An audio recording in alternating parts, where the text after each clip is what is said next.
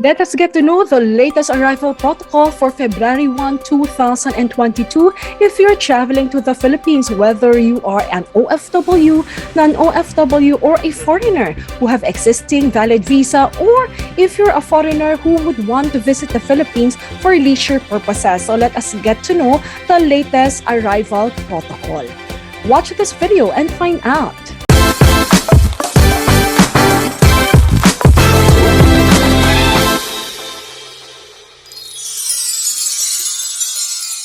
Magandang araw sa inyong lahat mga kabayan at kaibigan and welcome to my channel. This is Jamey Iris at nais ko po kayong i-welcome sa Jamey Iris Talk TV where we talk, discuss, chat about the latest updates, highlight ng mga balita at syempre mga travel guidelines. Especially ngayon, may great news po tayo. Napanood nyo na po sa aking breaking news just a while ago ang great news we're in.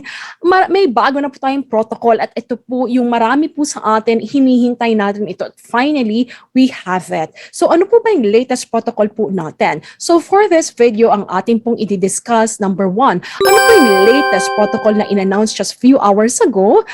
Kung saan involved po dito yung pagtatanggal ng tinatawag po natin ng color coding or conflict risk classifications natin. At ngayon, kapag kayo'y umuwi, imbis na colors ang ating pinagbabasihan, yung vaccination status na lang po ninyo. Whether you're an OFW, non-OFW, or foreign nationals. Now, we will also be discussing in this video, ano po ba ang kailangan yung gawin? May quarantine ba o wala? And then at the same time, pag-usapan din po natin, pahapyapan lang po natin para po sa mga foreigners or foreign tourists or they would like to travel in the Philippines for leisure purposes, pwede na po mga kabayan at kaibigan. Ang tanong, paano at kailan? At sino-sinong mga bansa ba ito? Ano-anong mga bansa ito? Alamin din po natin sa videong ito. Simulan na po natin.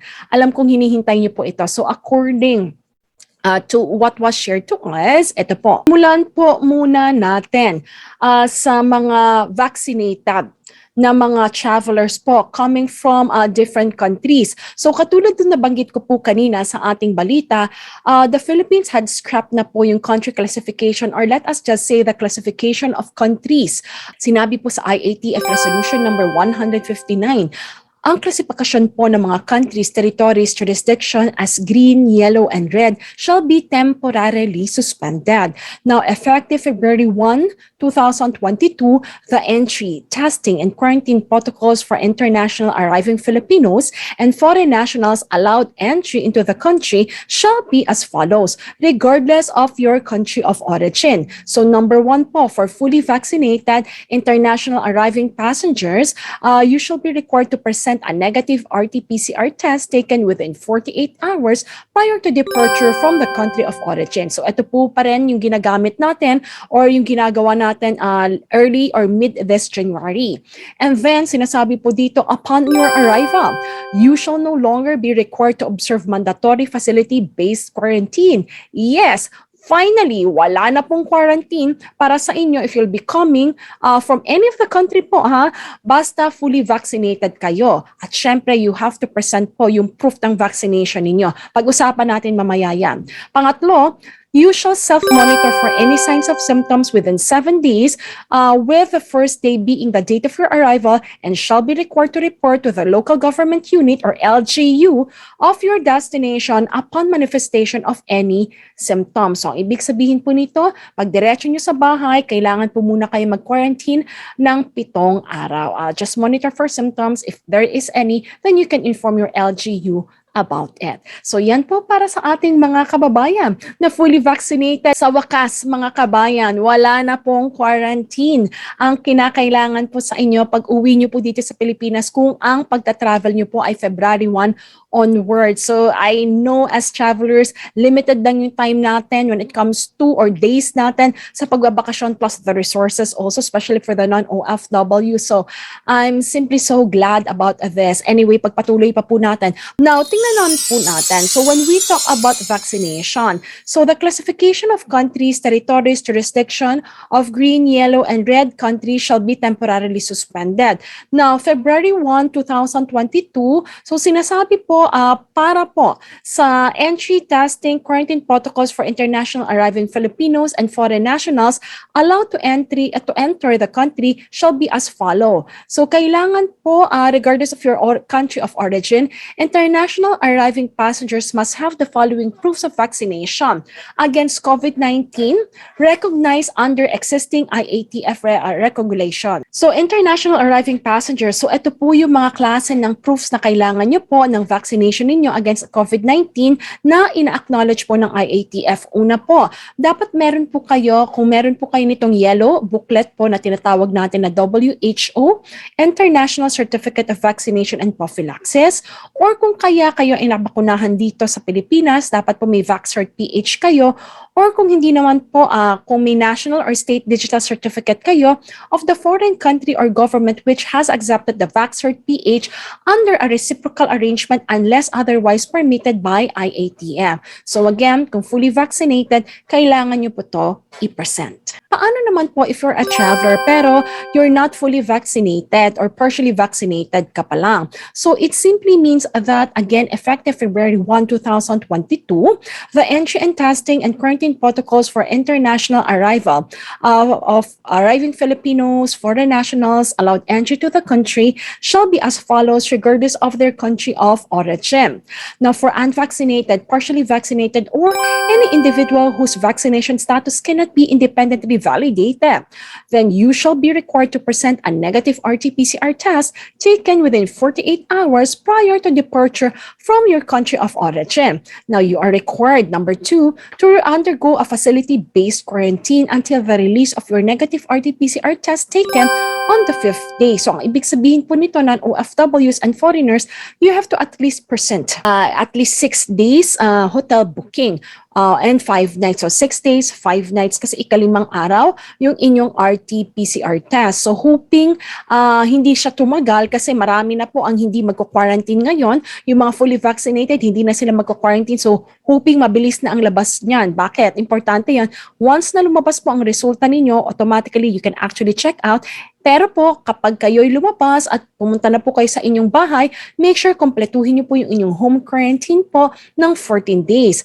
So you're required to undergo the home quarantine until your 14th day with the date of arrival being the first day. LGUs of destinations and your respective BHERTs are tasked to monitor those arriving passengers undergoing home quarantine. So yan po ang ating arrival protocols for unvaccinated or partially vaccinated individuals. So may quarantine pa rin po kayo pero at least it's lesser na po compared dun sa original po natin nitong nakaraang January. Karagdagan po from IATF Resolution number 159 having suspended temporarily the green, yellow, and red classification of countries. Again, children below 12 years of age who cannot be vaccinated shall follow the quarantine protocols of the parents or the accompanying adult guardians traveling with them. So at the same time po, those who are currently undergoing quarantine as of February 1, 2022 may avail the aforementioned testing and quarantine protocol. So yan po ang karagdagan natin para po sa ating kumbaga travelers na OFW, non-OFW at mga foreigners with existing visa. Paano naman po yung mga foreign nationals who will be traveling to the Philippines for leisure purposes? So hindi pa po ito effective sa February 1. Magiging effective po ito sa February 10. So according then po to the same resolution ng IATF, which is which is the IATF Resolution number 159, effective February 10, 2022, fully vaccinated nationals po of required countries under EO 408. So, iilang pong countries lang ito ha, hindi po lahat. Kailangan po they fall under the category of this EO 408 1960 as amended shall be allowed to enter the Philippines subject to the following conditions. Number 1, holders of passport for at least 6 months at the time of the arrival with the return of outbound ticket to the country of origin or the next country of destination. Maari din po na kung kayo ay may WHO, International Certificate of Vaccination and Prophylaxis, VaxCert PH, or kaya po National or State Digital Certificate of the foreign government which has accepted VaxCert PH under a reciprocal arrangement unless otherwise permitted by the IATF. So if you are a fiancé or you have a friend who will be visiting the Philippines and they are foreign nationals who would like to visit our country for leisure purposes, you could actually share this, and I am creating also, meron tayong video in English na you can actually share it also with them. Now, children also below 18 years of age are exempted from the requirement of full vaccination and providing proof of vaccination status prior boarding.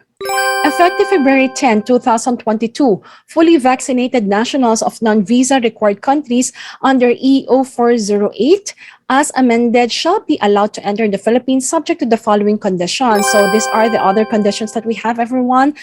They shall observe the existing testing and quarantine protocols in place for fully vaccinated international arriving passengers as stated in Section B of this resolution in all parts of the country. And 3. So it means everyone that kinakailangan nila na sundin kung ano rin po yung sinabi nating protocol a while ago for fully vaccinated individuals. Ibig sabihin nito, kung fully vaccinated sila, may proof sila pagdating nila sa Pilipinas, then therefore hindi na po nila kailangan mag-quarantine sa hotel. Pero kung sakasakali po sila ay yun po, kailangan fully vaccinated. The Philippines, if you will remember, as of February 16, kapag hindi fully vaccinated po, hindi na po maaring i-allow sa Philippines na mag-enter, or only those fully vaccinated will be allowed entry in the Philippines by February 16. Now, on top of that, the list of the non-visa countries, required countries under EO 408 as 1960 as amended may be found from this link. Ayan po, yung link na yan. Isama ko na rin po yan sa description box natin.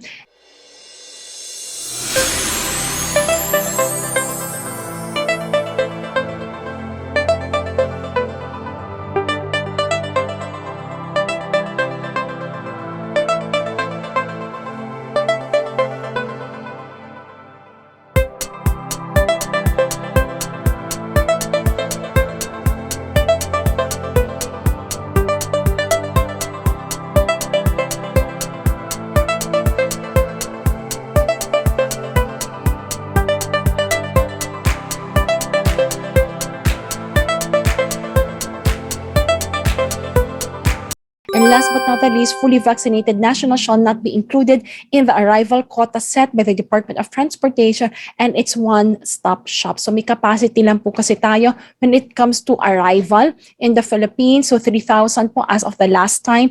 Let us see kung tatanggalin po nila yon or iibahin po nila. So at least hindi na po sila counted kasi wala naman po sila sa hotel quarantine. So yan pong update natin mga kabayan at kaibigan para po sa ating mga travelers, sa inyong mga travelers who will be coming back to the Philippines. If you have foreign nationals who would like to actually go back to the Philippines as foreign tourists because they don't have the existing or long-term visa. So that's the answer that we have.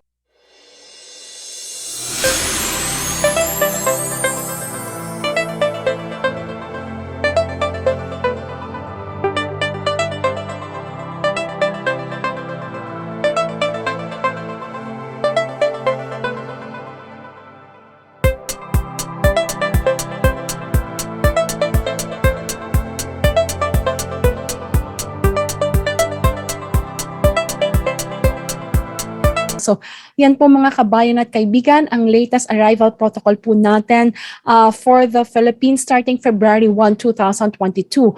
Now, wala po silang binigay na at this point in time yung pinaka-duration, usually February 1 until 15, 2022. But then at this point in time, yung term na sinabi lang po nila doon is from February 1, 2022 until the new and any new variant will emerge. So at least for the meantime, this is what we have. Should there be like another arrival protocol that will be in place just in case of any other variant that will emerge? I hope not. Maganda na po ito para sa atin. Sana wala po muna mga mga other variants that will emerge para mag-stay put itong ating arrival protocol na ito. Update ko naman po kayo kung just in case na meron. So please watch out for my English videos for those who will be, who have like, again, foreign nationals as your loved one or friend, so you can share that English video that I will also prepare for them. For the meantime, mga kabayan at kaibigan, masaya po ako para sa ating lahat, masaya ako para sa inyo. Dahil ngayon, at least fully vaccinated, uwi na po tayo agad sa ating bahay. Home quarantine na lang po ang kailangan nating gawin. At syempre, kahit hindi po kayo fully vaccinated, napaikli din naman po yung inyong quarantine. So with that, mga kabayan at kaibigan, yan po ang ating ulat sa ngayon. Let me know if you have some questions, write it down, type it down on the comment boxes so that at least I can help you out with that. So once again, this is Jamey Iris. Iniimbitahan ko po kayo, if you have not yet subscribed to my channel, please subscribe to my channel so that you'll get updated every time I have a new video or tutorials po about travel or any other topics that will be relevant para po sa inyo. At syempre, thank you po sa inyong pagsubaybay araw-araw sa aking mga videos. With that, this is Jamey Iris simply saying, san mang dako ng mundo, taas noo, tayo'y mga Filipino. With that, mga kabayan at kaibigan, God bless, stay safe, stay healthy. This is Jamey Iris Talk TV.